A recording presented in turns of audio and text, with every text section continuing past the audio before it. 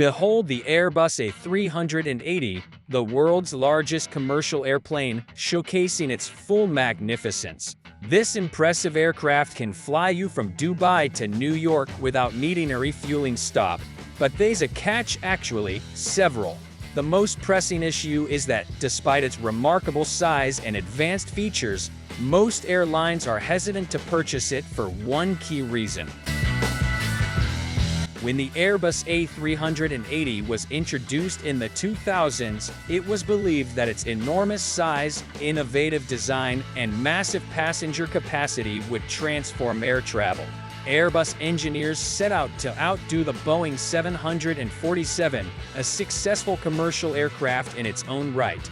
Interestingly, Boeing was initially one of the A380's early collaborators. However, when Boeing raised concerns about the plane's profitability, Airbus remained confident, insisting, "No, we believe it will work." Boeing quietly withdrew, trusting that Airbus experts knew best.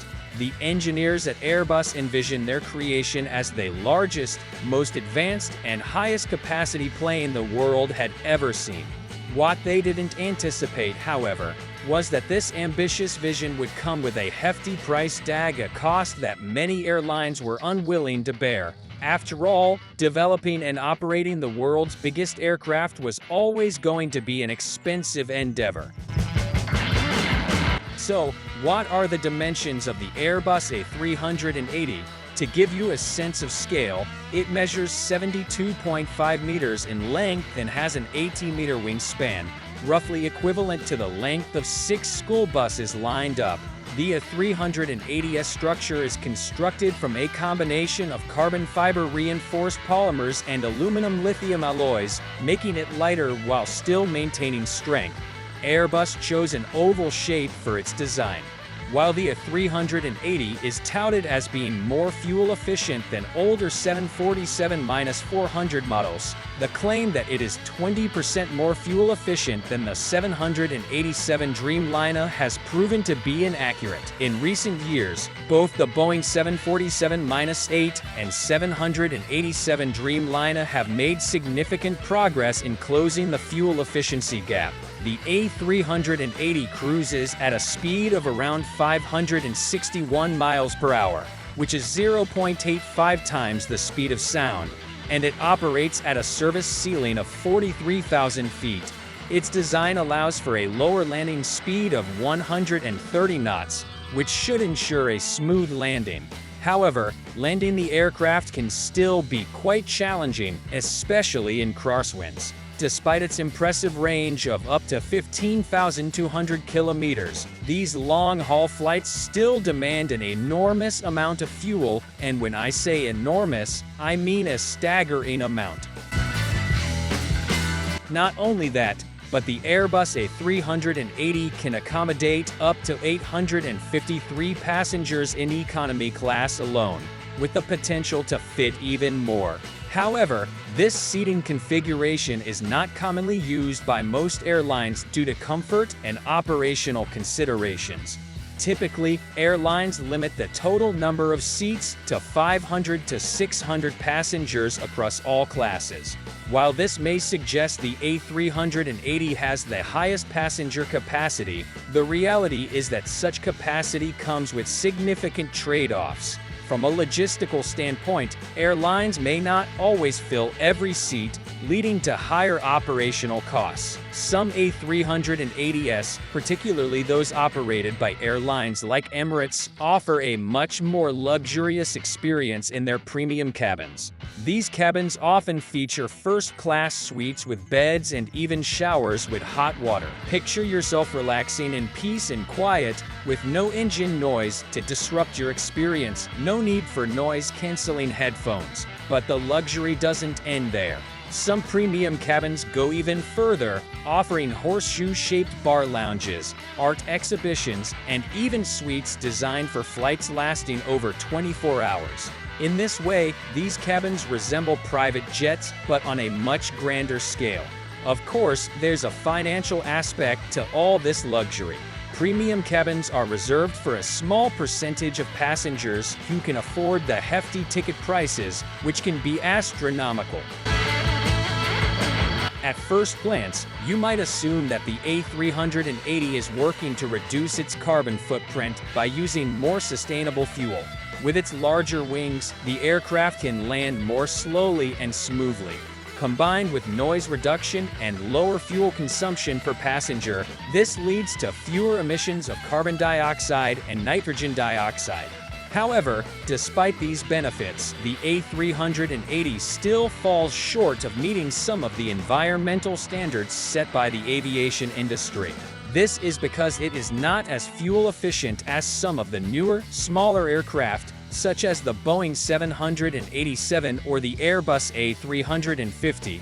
Although both the A380 and these smaller planes utilize advanced materials like carbon fiber reinforced polymers and specialized alloys, the A380's massive size still demands a significant amount of fuel to operate.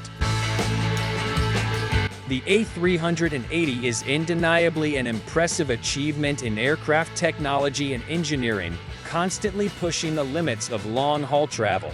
However, despite its groundbreaking design, it faces significant challenges that could threaten its future in the skies. So, what could be the blind spot for Airbus engineers? Their ambitious vision doesn't appear to be unfolding as they had hoped. Simply put, the A380 is too costly to operate compared to newer, smaller, and faster aircraft. For example, the Boeing 787 is much more economical, with operating costs ranging from $9,500 to $11,000 per hour, while the A380's costs can range from $24,000 to $30,000 per hour. This raises an important question.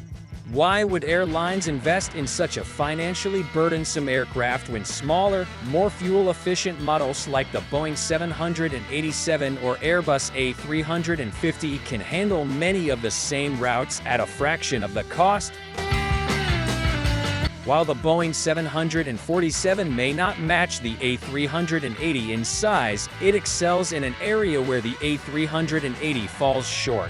The A380 lacks the flexibility to cater to airlines that require different configurations, whereas the 747 offers several variants, including both passenger and cargo models, such as the 747-400 Dreamlifter. This versatility enables the 747 to meet a broad spectrum of market needs. If the A380 had developed a freighter version, it might have maintained higher demand within the airline industry. However, it may now be too late for Airbus to adopt this level of flexibility and regain momentum.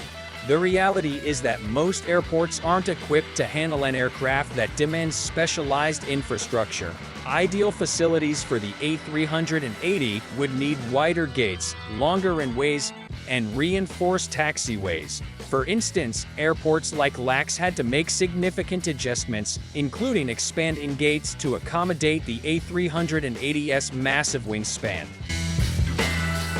The A380 has also faced numerous delays and cost overruns during its production, primarily due to the complexity of assembling such a massive aircraft. The total development cost of the A380 program is estimated to range between $20 billion and $25 billion.